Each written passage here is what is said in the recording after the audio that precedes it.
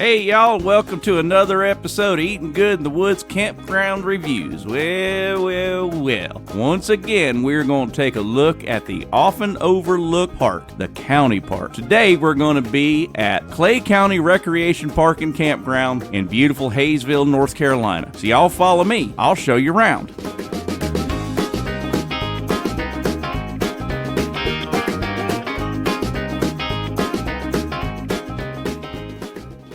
Before we go any further, I'd like to remind you guys, please don't forget to mash that subscribe button, give me a big old thumbs up, maybe even leave me a comment or two. I sure would appreciate it.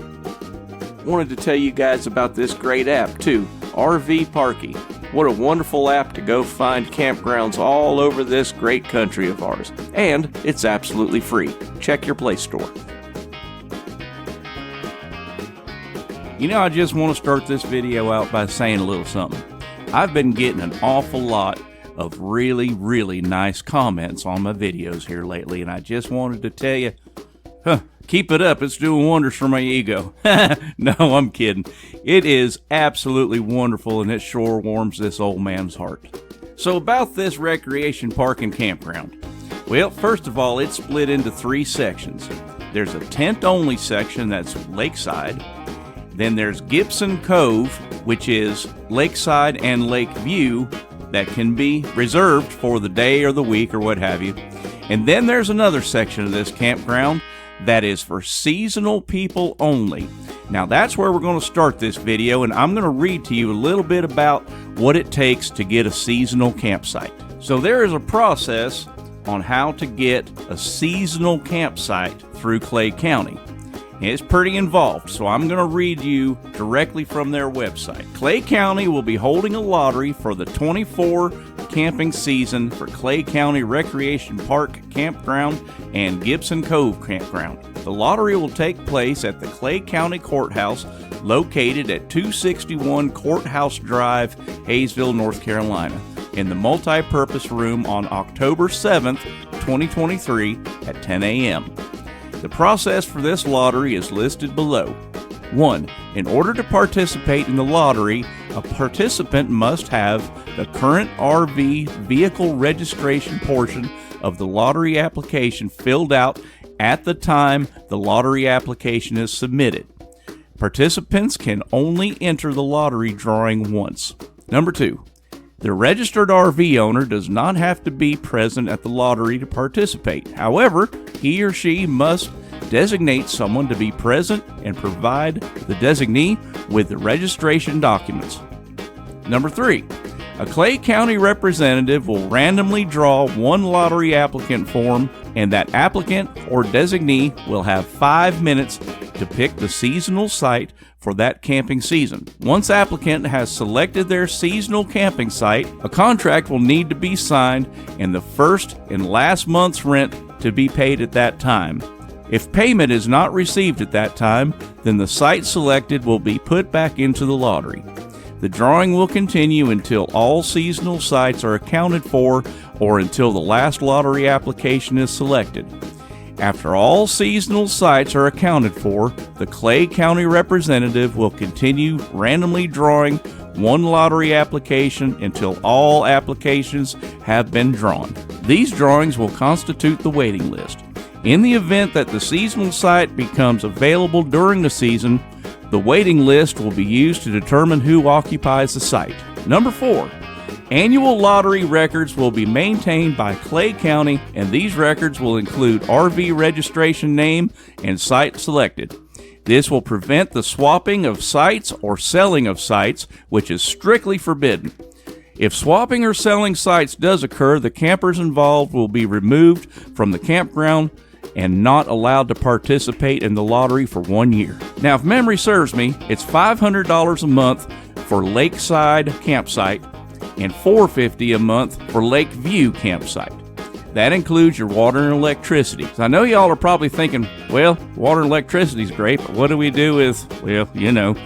Well, as we drove through the campground, we noticed there was a guy camping there that had a sign out for a service, you know, a honey wagon that would come and take care of your waste. So there that is sorted. Now, in the same location, there are 14 tent-only campsites that have either lake view or on the lake. They are very, very reasonable, but that's the only thing that you can rent for the night or for the week or what have you on that side of the recreation park. Now let's move on to Gibson Cove. Let me start off by saying this side of the campground is beautiful and it is extremely affordable. That's right, Gibson Cove sites for the 2024 season are $30 for Lakeview and $35 for Lakefront, or if you care to stay for an entire week, that's $210 a week for Lakeview and $245 for Lakefront. And here's the cancellation policy. There's a $3.50 flat rate fee for cancellations made 8 days or more prior to the date of arrival. Cancellations made 3 to 7 days prior to arrival date, there's a 50% penalty. And well, if you mismanage your time or what have you and you don't get within 0 to 2 days, well, you've just lost the site, unfortunately. But you know what? I think those are reasonable expectations and reasonably priced campsites as well. You know, we probably should talk a little bit about the rules and regulations of this park, and I'm telling you, reading through them, I say to myself, does people really need to be told this? But yes, apparently they do.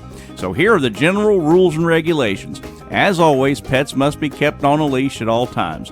Campers are expected to pick up after their animals, and you know what I mean by pick up after your animals. Unfortunately, alcoholic beverages are prohibited on all public use areas. And for the love of all things holy, people, leave your guns and your fireworks at home or any other potentially lethal device, for they are not permitted. Children should be supervised by an adult at all times. Dishwashing is prohibited at the drinking faucets and at the comfort station facilities. Garbage and trash should be placed in bags and placed in the dumpster. Now, what I usually say, wildlife and plant life on the premises are for you to enjoy, but not to be disturbed. And let me tell you, as I always say, I know a selfie with a cute little woodland creature might be the ideal thing in your head, but I got to tell you, enjoy your camping trip. Don't enjoy a nice stay at a hospital. Wild animals are dangerous. Just don't approach them. 1 camping unit and 1 vehicle are allowed per campsite unless additional vehicles are registered with the campground host. Visitor vehicles who stay overnight will be charged $2. Additional camping units sharing the same site will be charged the usual camping fee. Quiet time is from 10 p.m. to 7 a.m. Please don't make any noise because it's prohibited. Violators will be asked to comply or leave the campground. Geez, do I really have to say this? Washing your RVs and vehicles is prohibited. You can have 1 tarp over your camper or your picnic table. All campsites must be kept neat. Boat trailers should be parked in designated parking zones. No unauthorized porches, decks, or steps. Absolutely no carpet allowed on the shoreline. Any camper left over 14 days will be towed at the camper's expense. Check-in time for 14-day campers is 3 p.m. to 10 p.m. Checkout time is 1 p.m. Well, I've rambled on and on about all the stuff in this park, and I have not got to the amenities yet, so let me get to that right now. So aside from just parking yourself on the beach there on the beautiful Lake Chatuge, in this park you'll also find a playground area, which is a fenced-in area for young ones to play in. You also got covered pavilions. The recreation park has 3 different covered pavilions for public use. There's a beach swimming area. You can enjoy relaxing on the Lake Chatuge in the brand new beach swimming area. Located next to the playground and picnic area, this is the perfect place for a day of relaxing. Hey, I also mentioned there's a ball field. Right as you enter the park, to the right, there is a ball field. The field can be used by the public for all kinds of sporting events. The field is equipped with a backstop for baseball, softball, or even kickball. There is a boat ramp too. You'll see that at the very end of this video. And one of Clay County's public boat ramps is located right between Gibson Cove and the Recreation Park Campground. All sites have outdoor grills, 20-30 amp service, as well as water. So if you're into paved walking paths, well, you're in luck. The Recreation Park and Gibson Cove campgrounds are joined by a paved walking path that continues all the way across the Chatuge Dam.